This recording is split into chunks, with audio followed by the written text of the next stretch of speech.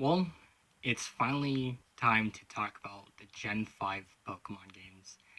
Yeah, I meant to have this video up way earlier, but a lot of stuff has been happening this month, so this video is a little late. Pokemon Black and White were the first entries in the Gen 5 Pokemon games, and take us to Unova, and also introduce us to Team Plasma, a evil team who wish to liberate Pokemon, but that's kind of just so they could take over the region without much of a hassle. And that's pretty much Black and White story, just with a few extra things.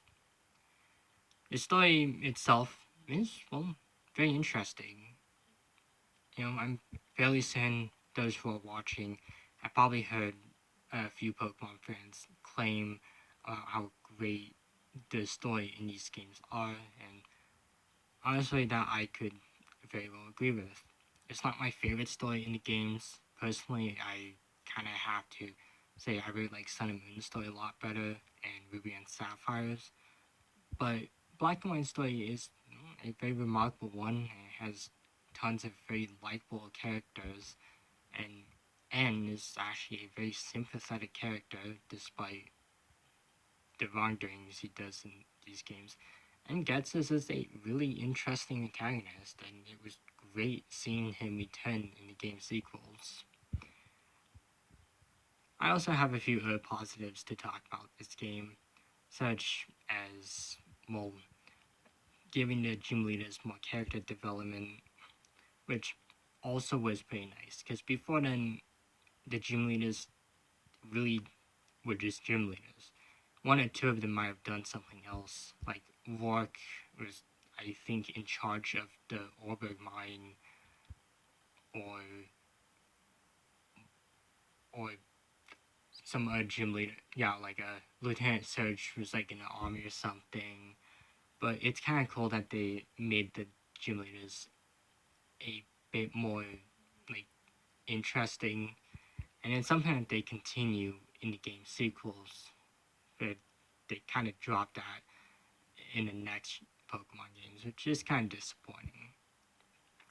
I'd also have to say the new Pokedex is interesting. I know you talk about the Pokedex for every video I do, and I have two things to say about the Pokedex. First of all, there's a lot of really interesting Pokemon.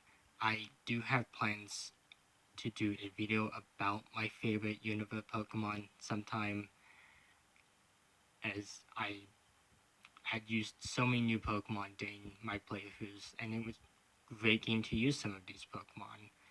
My other compliment for these games is the is how they did the Pokedex.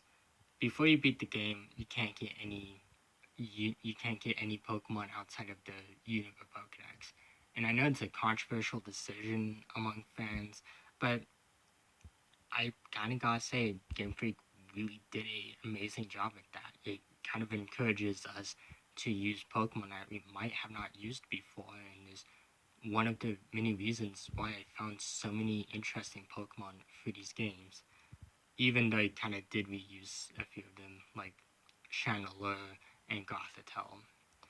I'd also have to say the Unova region is also really fascinating. While they do improve on it in Black and White 2, the original Unova region was a pretty interesting one, and it was fun to travel through. Although, with all of its pros, there are a few criticisms I do have of the story. Now, because please note, these are not all the criticisms I have of the story.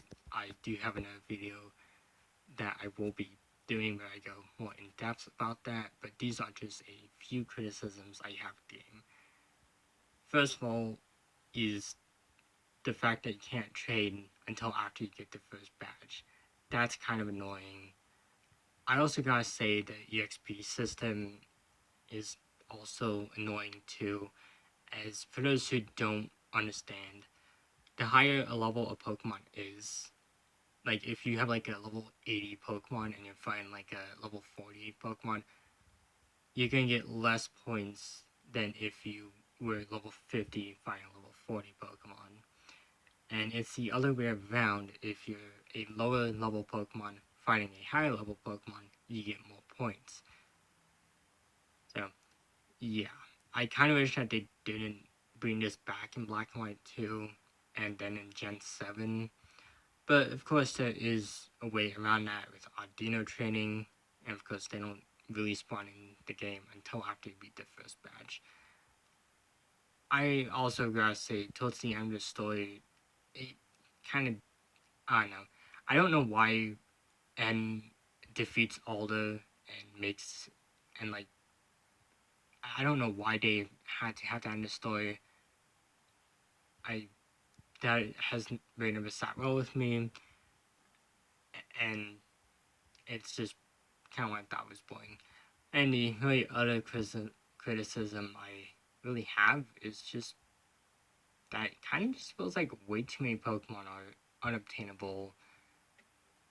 And this also leads me into the fact that you can't even get Zora in these games.